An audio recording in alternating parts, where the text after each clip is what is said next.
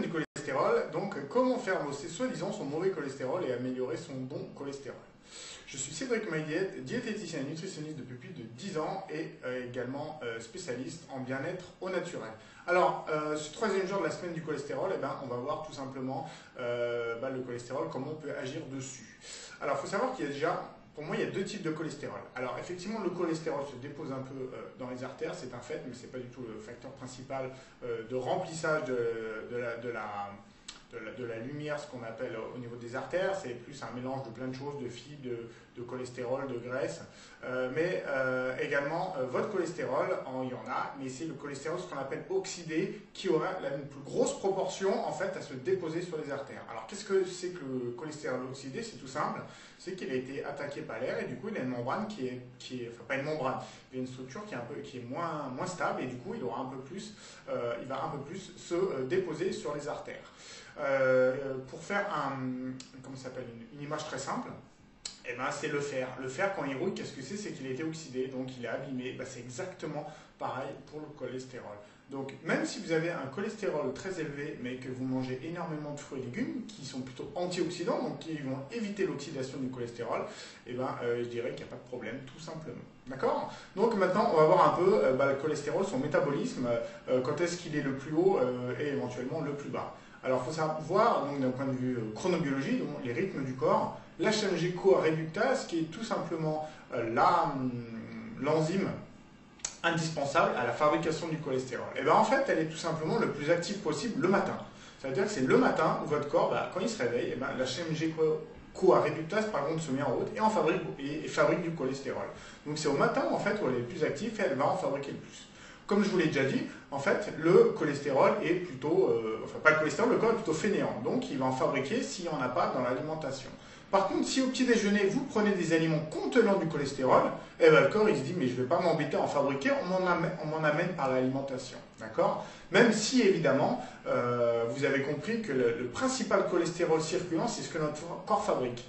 Mais du coup, vous allez maintenant comprendre que si on en amène le matin, même s'il a un petit impact sur le dosage sanguin, en fait, il va y avoir un plus gros impact sur la fabrication. C'est-à-dire que votre corps va moins fabriquer parce qu'il voit qu'il y en a dans l'alimentation. Et on a même des personnes qui abaissent leur taux de mauvais cholestérol simplement en mangeant du cholestérol, donc du mauvais, des graisses, enfin pas des graisses, tout ce qui est saturé, tout ce qui est animal, tout ce qui en contient, mais le matin. D'accord? Donc ça va agir pas régulièrement, ça va agir naturellement sur votre HMG-CoA réductase qui va être inhibé, du coup vous n'allez plus en fabriquer. D'accord? Par contre, ce qui se passe, c'est que si vous ne mangez pas le matin du tout du cholestérol, vous achetez par exemple, vous consommez de la margarine, ce qui est une aberration, la margarine, il faut complètement arrêter, juste une petite parenthèse. C'est simplement de l'huile, on a mis de la chimie pour que ça soit une plaque tartinable, parce que tout ce qui est végétal, la plupart du temps, à température ambiante, est plutôt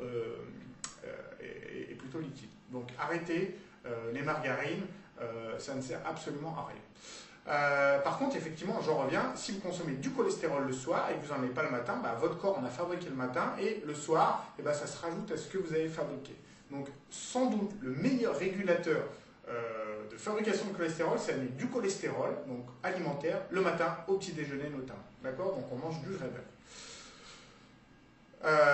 Voilà, donc ça c'est vraiment le principal acteur le plus efficace sur ce point-là. Après, évidemment, il faut consommer un peu plus de fibres parce qu'on sait que les fibres, surtout si c'est dans la journée, en fait, vont se lier aux graisses et notamment au cholestérol et vont permettre une moins bonne absorption au niveau intestinal. Donc ça, c'est gagné.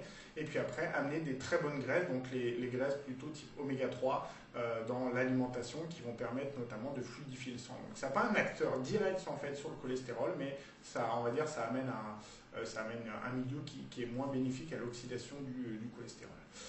Voilà, donc sachez pour dire que les oméga 6, on est souvent en excès, donc on est très souvent en excès, donc focusez-vous, en fait, si on peut dire, sur les oméga 3, donc toutes les huiles qui en contiennent, donc noix, colza, soja, cameline, lin, par exemple, pour ne citer qu'elles. Voilà sur ce point-là. Après, également, tout ce qui est de manière globale, bien-être général, il faut limiter l'alcool et le tabac. Même si évidemment l'alcool n'a pas une action directe sur la fabrication du cholestérol, c'est un peu plus sur les triglycérides, qui est un autre type de graisse qu'il ne faut pas forcément avoir très élevé. De toute façon, le tabac et l'alcool sont évidemment des éléments qui sont nocifs, quelle que soit votre pathologie. Voilà, vous savez à peu près tous d'un point de vue alimentaire. Après, le sport a une action vraiment bénéfique sur la fabrication du cholestérol. Donc le sport, on pense tout de suite sport, c'est aller en salle de sport ou transpirer beaucoup. Non, c'est activité sportive. Vous voyez, moi le matin, j'amène ma fille en vélo. C'est 10 minutes de vélo et après je vais à mon cabinet à pied, c'est à peu près 10 minutes à pied. Il y a des jours où je ne fais pas de sport. En ce moment, j'ai un peu mal au genou, donc je ne fais pas une activité sportive en soi, c'est-à-dire où je transpire, où je fais du vélo, de la course à pied, mais je fais une activité sportive, c'est-à-dire je bouge. Et rien que de bouger, c'est ultra bénéfique de manière cholestérol, mais également d'un point de vue cardiovasculaire, de manière globale, mais également on pense un peu moins là-dessus. Donc marcher un peu, oxygéner un peu plus le sang, on a des idées un peu plus claires. Voilà, alors après, je voulais vous faire un petit point sur les produits marketing autour du cholestérol, tout ce qui est phytostérol, margarine, yaourt à boire, vraiment toutes ces conneries, c'est de la merde, de la merde. J'utilise ce terme volontairement parce que ces produits, c'est du marketing en barre. Les études qui prouvent que c'est une efficacité, c'est complètement foireux. D'accord, j'utilise vraiment ces termes pour vous vraiment dire la vérité. Donc oubliez ça. Vous avez compris que maintenant, du cholestérol, c'est pas, on a le droit d'en manger, on a le droit d'en avoir. Simplement, il faut que ça soit au bon moment. Donc le matin, du vrai beurre, et par la suite, on en mange naturellement moins au cours de la journée. Par contre, ne vous déculpabilisez pas en disant moi j'ai un produit contre le cholestérol type margarine, yaourt à boire, yaourt normal, tous ces produits transformés issus du marketing, je peux en consommer parce que là vous n'aurez aucun bénéfice.